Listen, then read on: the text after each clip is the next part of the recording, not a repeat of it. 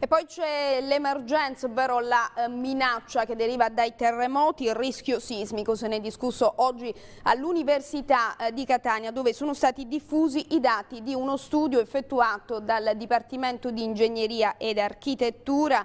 Riguarda lo stato degli edifici. Catania purtroppo ne esce fanalino di coda in Europa. Sentiamo Daniela Cantarella.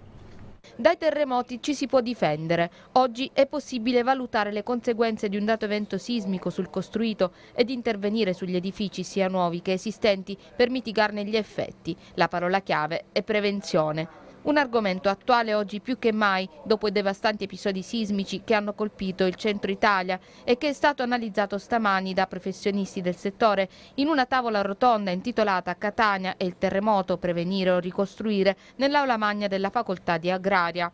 Catania, affermano gli esperti, può considerarsi una delle città a più alto rischio sismico in Europa. Secondo le previsioni, nei prossimi anni ci si aspetta un terremoto simile a quello che distrusse gran parte della Sicilia orientale nel 1693, in un territorio in cui circa l'80% del costruito è stato realizzato in assenza di una specifica normativa sismica entrata in vigore solo nel 1981. Il convegno, organizzato da ANCE Catania e dagli ordini etnei di ingegneri e architetti, proprio nel giorno in cui si ricorda l'anniversario del sisma avvenuto l'11 gennaio 1693, si è incentrato sui risultati di un'importante ricerca finanziata da ANCE Catania e volta ad individuare possibili tecniche di adeguamento sismico degli edifici in calcestruzzo armato progettati in assenza di norme adeguate. Non fare nulla significherebbe avere la consapevolezza che ci saranno oltre 160.000 morti, come dicono i dati di Protezione Civile per questa fascia.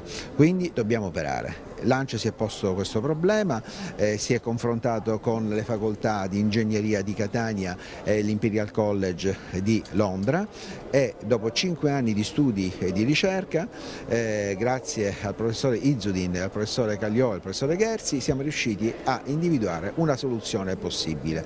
È possibile adeguare una parte di questi edifici. Il discrimine è determinato tra il costo dell'intervento di adeguamento antisismico e il costo della demolizione e ricostruzione.